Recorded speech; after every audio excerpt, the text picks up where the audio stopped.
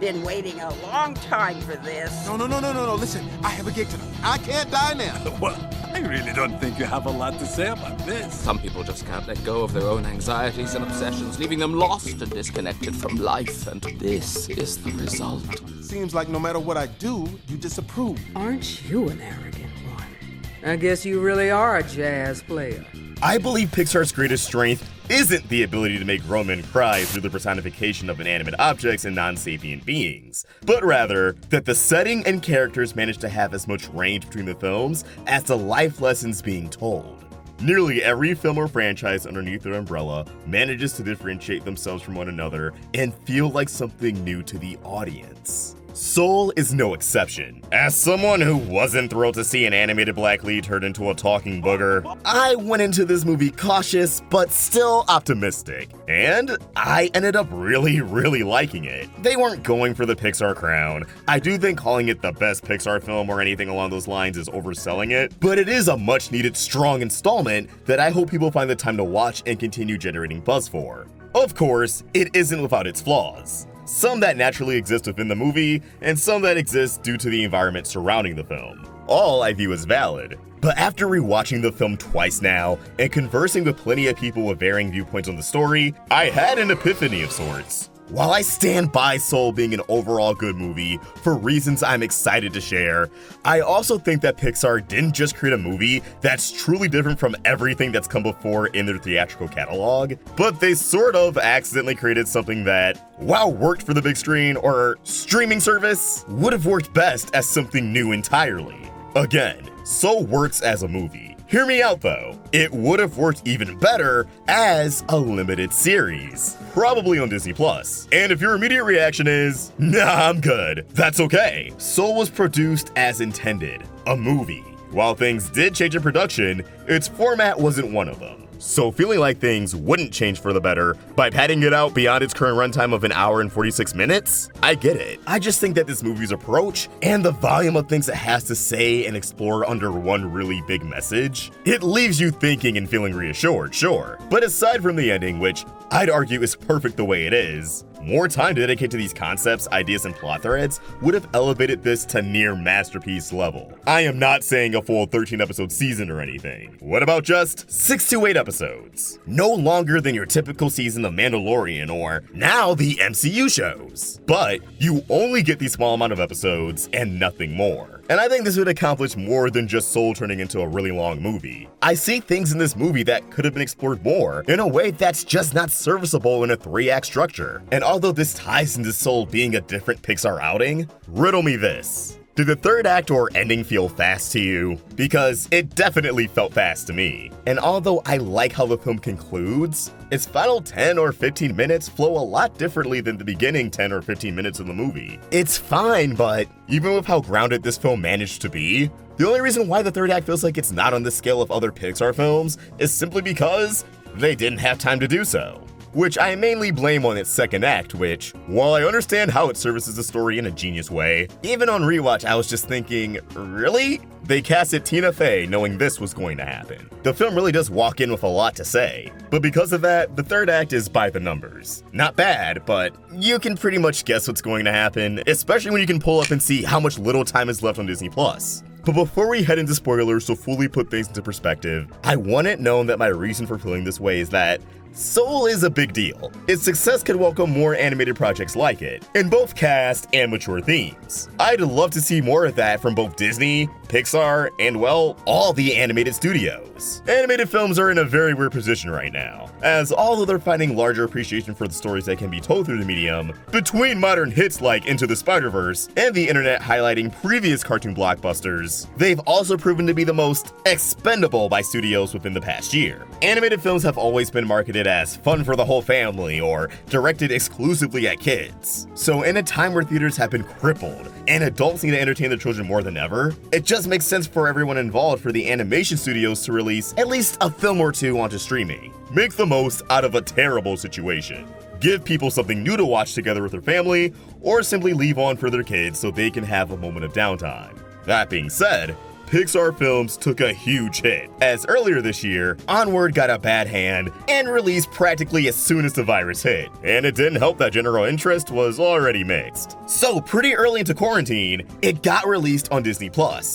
And you didn't have to pay extra for it. And that was pretty neat, but I don't think it left a big impression on those who made it into theaters, because it flew under the radar and basically flopped. It's Pixar's second worst performing film, and it's not really talked about amongst the other major releases that landed on streaming this year. Phineas and Ferb got more attention than Onward, and they both dropped in the same year on the same service. That shouldn't have happened with a Pixar film, especially in these circumstances, but it did. To be fair, I do believe the film was a case of good ideas, okay execution, but an incredible ending. Yet that doesn't take away from the fact that Pixar needed that film to be a W. It had Spidey Boy and the most hated Guardian of the Galaxy. That's at least half a billy. After numerous delays of numerous films, Disney decided to land Soul on Disney+. No additional cost to bruise their own egos required. You can tell Disney and Pixar really wanted this one to be in theaters. Going into 2020, this was supposed to be Disney Animation and Pixar going full Marvel, delivering 3 films through the 2 studios. And again, after watching the film, I completely understand why Disney and Pixar wanted this to be in theaters, and I completely see how its success would be a big deal. It was strange how much of Soul's story was kept under wraps in previews, leading up to its streaming release. And again, due to this film being about a black main character being transformed into something other than a black main character, I assume Disney got cold feet showing off the spirit realm due to events earlier in the year. Hell, the trailer that came out in June didn't show a lick of Joe as the walking snot rocket you assume he'd be for most of the film. But I think I understand why this film had to be somewhat of a different marketing approach. They had to market this film for a children demographic, but this film really isn't aimed at them.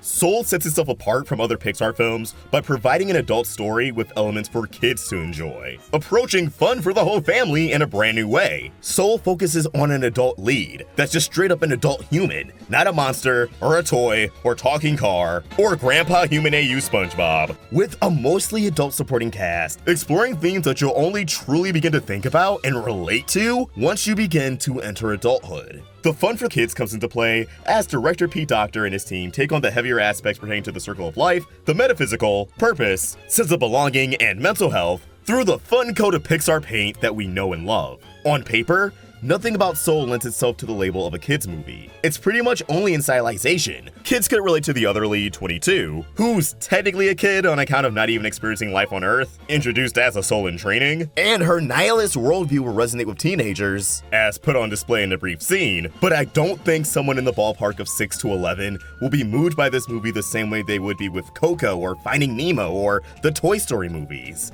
And that's not a bad thing, because this is a movie they could revisit later in life and walk away with a pretty powerful message imprinted onto them. Or messages. Again, Soul has a lot. I would say almost too much for an hour-and-a-half movie. And again, that's where I believe Soul could have truly thrived. But how so? This is where the spoiler warning truly begins. If you do not want to know deeper details about this film, please go watch it and then come back, or just simply click off. But now without subscribing first, cha-cha-cha-cha. But no, yeah, spoilers ahead. So the biggest critique I've seen about Soul is that the movie isn't exactly clear on what message it wants to deliver. If you ask me, I think the overall message of Soul is pretty clear.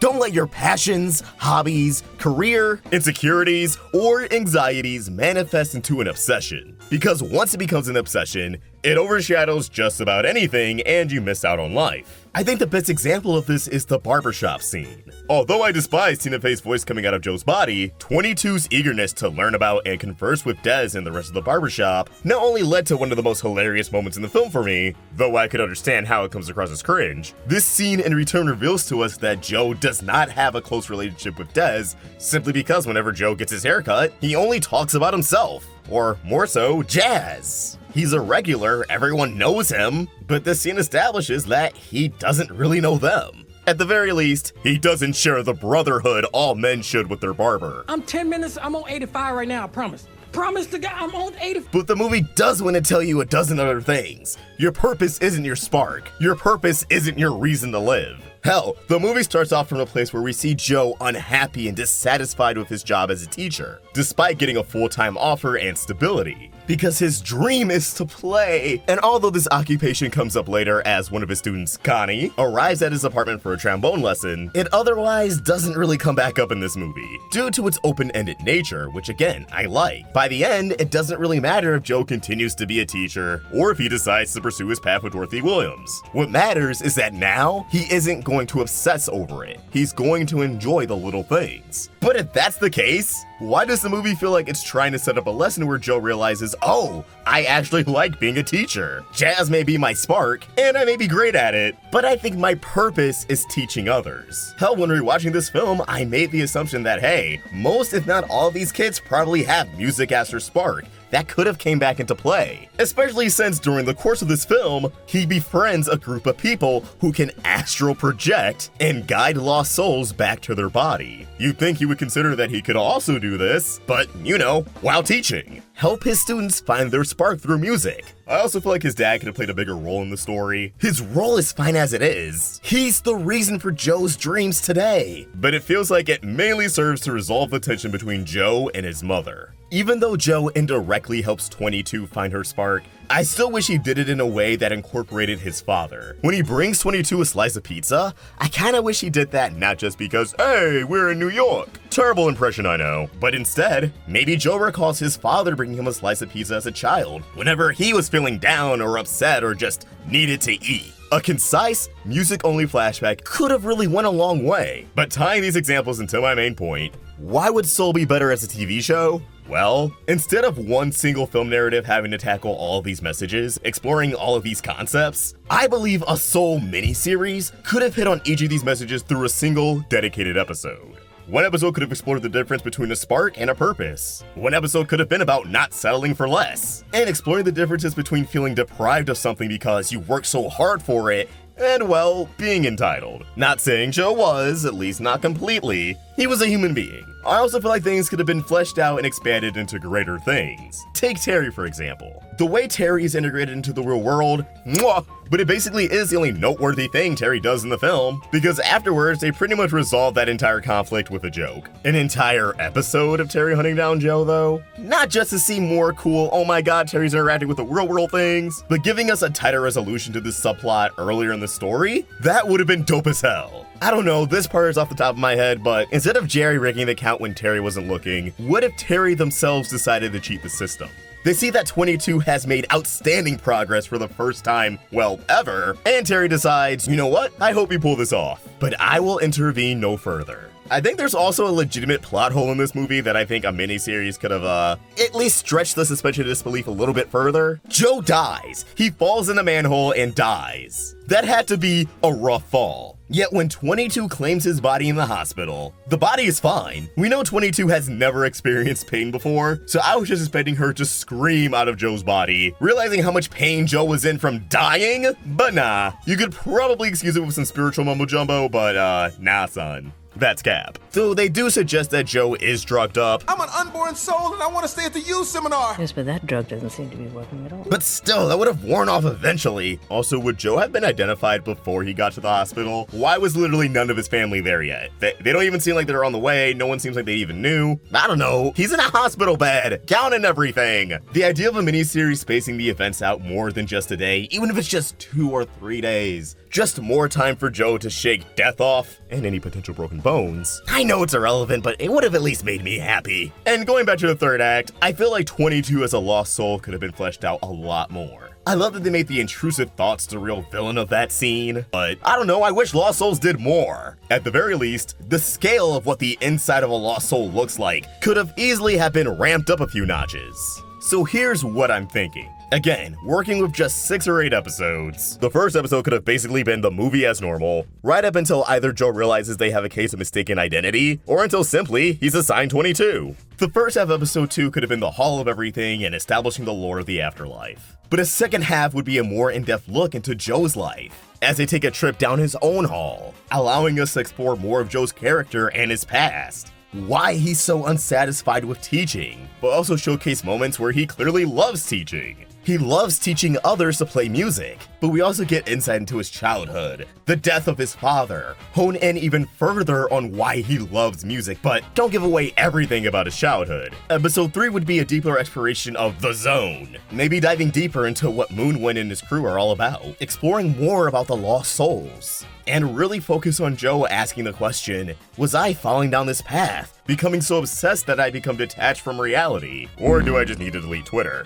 Episode 3 ending with Joe and 22 landing on Earth, Joe in the body of the support cat, 22 in Joe's body, but this time they're voiced by Childish Gambino, Tiffany Haddish, someone who's not going to be a microaggression. Episode 4 would mainly be 22 discovering the little things in life. But because 22 being in Joe's body feels like something that isn't meant to last long, mainly as a way to showcase how quickly she found her spark, the second half of this episode could really be used to highlight why the little things matter so much. Case in point, Connie.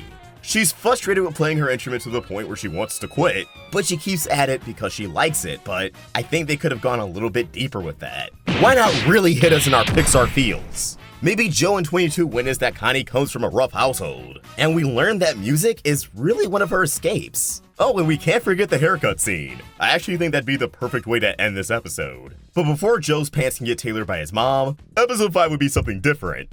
An episode completely set in the past, focusing on the relationship between younger Joe and his father. The story of the exact moment where Joe realized that music, jazz, this was his spark. Actually, wait, I changed my mind. This isn't entirely in the past. The final scene will be the conversation between Joe, or 22, and his mom. Episode 6 is where shit hits the fan between Joe and 22. And any extra time could focus on how Joe has changed after this adventure. How, after reflecting on himself and his priorities, he does realize how much he's missed out on the little things, how wrong his view of the world actually was. And of course, how he wronged 22. Bringing this episode to a perfect cliffhanger of 22 becoming a lost soul.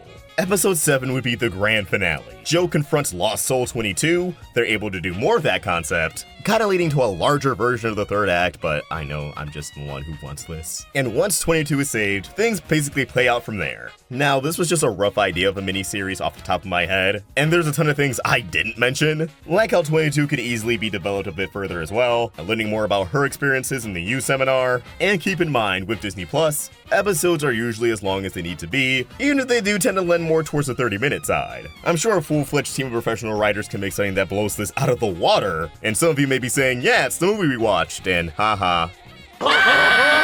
That's kind of the beautiful thing about Soul. I feel like there are a lot of ways to do this movie in a way that works. Whether that be movie, limited series, or I don't know, edgy anime, I'd love to see it. But as always, these are just my thoughts, and I want to hear yours. What do you think? How did you feel about Soul? Would you watch a limited series streaming-fied version of it? Let us know your thoughts in the comments below, or tweet your thoughts at RoundtableVids. If you enjoyed this video, please remember to like, and subscribe to the Roundtable for more great cartoon content. Thank you for watching, and I hope you have an awesome day. Ultra Fox, signing out.